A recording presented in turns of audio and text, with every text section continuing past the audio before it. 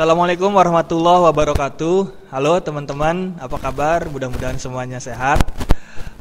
Kembali lagi bersama saya Rudi Doa. Pada kali ini ada satu playlist yang dikhususkan untuk pembelajaran seputar IT, yang dimana di dalamnya adalah tutorial-tutorial untuk pemula seputar Microsoft Office, desain grafis, bahasa pemrograman. Mudah-mudahan dengan tutorial ini bisa bermanfaat bagi teman-teman semua, khususnya bagi saya pribadi. Oke, pada tutorial kali ini untuk yang pertama yaitu kita akan mengenal daftar shortcut atau jalan pintas yang ada pada Microsoft Word. Perlu diketahui, Microsoft Word adalah satu aplikasi yang dibuat oleh perusahaan Microsoft. Ya. Tanpa berlama-lama lagi, kita mulai saja. Kita buka dulu Microsoft Word. Oke teman-teman, saya di sini menggunakan Microsoft Word versi 2007 karena menurut saya versi ini sangat ringan. Yang pertama, Ctrl A. Ctrl A berfungsi untuk menseleksi seluruh isi dokumen pada Microsoft Word lembar kerja kita. Di sini akan saya contohkan.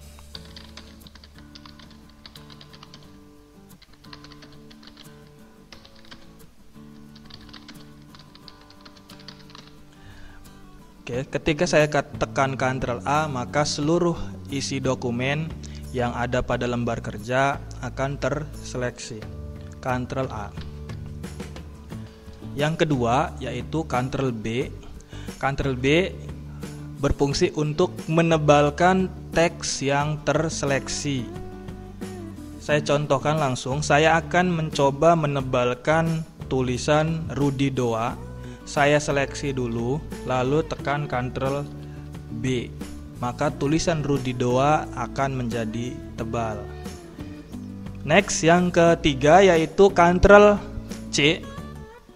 Ctrl C berfungsi untuk menyalin atau mengcopy seluruh isi dokumen dengan syarat isi dokumen tersebut kita seleksi terlebih dahulu. Dan hasil dari copy ini disimpan di clipboard sebelum nanti di paste pada lembar kerja kita. Saya contohkan saja. Saya akan mengcopy seluruh isi dokumen ini atau tekan Ctrl A, lalu Ctrl C. Sepertinya tidak terjadi apa-apa, padahal seluruh isi dokumen ini tersimpan di clipboard sebelum nanti kita tekan Ctrl V atau kita paste pada halaman lembar kerja kita.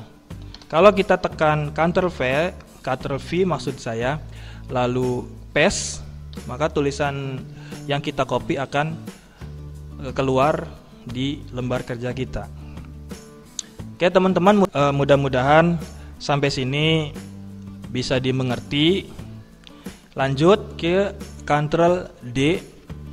Ctrl D berfungsi untuk memilih atau merubah jenis huruf atau font dengan syarat kita seleksi terlebih dahulu kalimat atau kata mana yang akan kita rubah jenis hurufnya. Di sini saya contohkan pada kalimat yang kedua, saya seleksi saya akan merubah jenis huruf fontnya menjadi huruf Arial atau jenis huruf Arial. Saya seleksi lalu Ctrl D. Nanti akan muncul pop up seperti di layar, lalu kita pilih Arial, tekan OK, lalu maka jadilah tulisan yang kalimat yang kedua menjadi huruf Arial. Yang kelima maksud saya yaitu Ctrl E. Ctrl E berfungsi untuk membuat rata tengah teks yang kita seleksi. Langsung saja ke kasus. Saya akan membuat rata tengah pada kalimat yang kedua dengan cara kita seleksi lalu Ctrl E. Maka tulisan atau kalimat yang kedua akan berada pada tengah layar. Oke, next. Yang selanjutnya yaitu Ctrl F. Ctrl F berfungsi untuk mencari dan menemukan kata yang kita tuju. Alangkah repotnya ketika kita punya banyak data, lalu kita ingin mencari satu kata yang kita mau, lalu kita menseleksi satu-satu. Tidak terbayangkan repotnya. Maka dari itu Microsoft Word memberikan fasilitas Ctrl F untuk bekerja lebih efektif dan lebih efisien. Saya contohkan saja. Kita tekan F, nanti akan muncul pop-up seperti layar. Lalu kita masukkan kata yang ingin kita cari.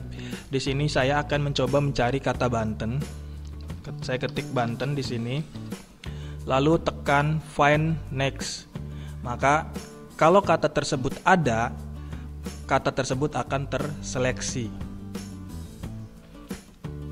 Selanjutnya yaitu Ctrl G.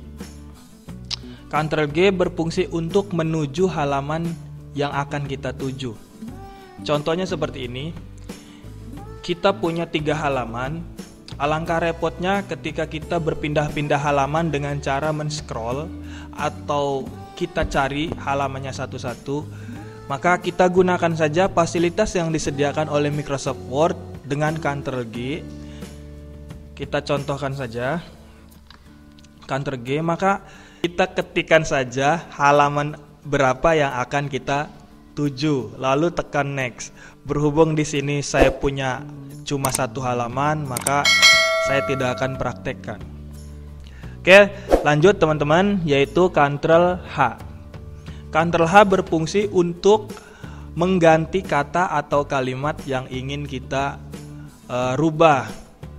Contoh di sini saya akan merubah kata Banten menjadi kata Serang.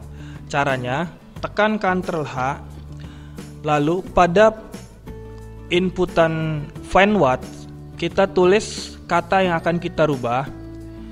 Di sini saya akan merubah kata Banten. Lalu di inputan Replace With kita tulis kata yang akan menggantikan kata sebelumnya. Di sini saya akan menulis Serang. Tekan Replace All, lalu secara otomatis kata Banten berubah menjadi kata Serang semua dan seluruh dokumen yang ada pada Microsoft Word kita.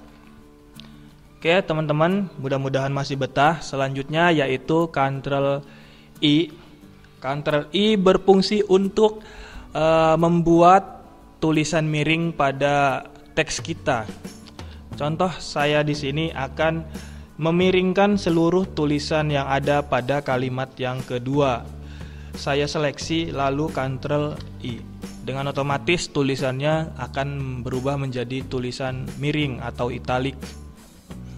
Selanjutnya yaitu Ctrl J. Ctrl J berfungsi untuk membuat rata kanan dan rata kiri secara rapi. Ya. Ketika kita punya tulisan atau teks yang sangat banyak, contoh seperti artikel ataupun skripsi, maka alangkah baiknya kita membuat rata kiri dan kanannya agar terlihat rapi menggunakan fasilitas Ctrl J. Selanjutnya yaitu Ctrl K. Ctrl K berfungsi untuk membuat hyperlink pada halaman dokumen kita. Sebelumnya, hyperlink adalah tombol atau button yang ketika kita klik, maka kita akan menuju pada halaman yang sudah kita setting sebelumnya. Tapi itu tidak akan kita praktekkan. Ini sebagai pengetahuan saja. Yang selanjutnya yaitu Ctrl L. Ctrl L berfungsi untuk membuat rata kiri teks yang terseleksi. Rata kiri. Penggunaannya seperti ini, kita seleksi kalimat yang kedua lalu tekan Ctrl L, maka Ctrl L menjadi rata kiri sesuai dengan kalimat yang di atas. Selanjutnya yaitu Ctrl M. Ctrl M berfungsi untuk membuat indent increase pada kalimat yang kita seleksi. Fungsinya sama seperti tab, tombol tab. Ketika kita tekan tab, maka kalimat itu akan maju ke depan. Nah, seperti itulah fungsi untuk Ctrl M.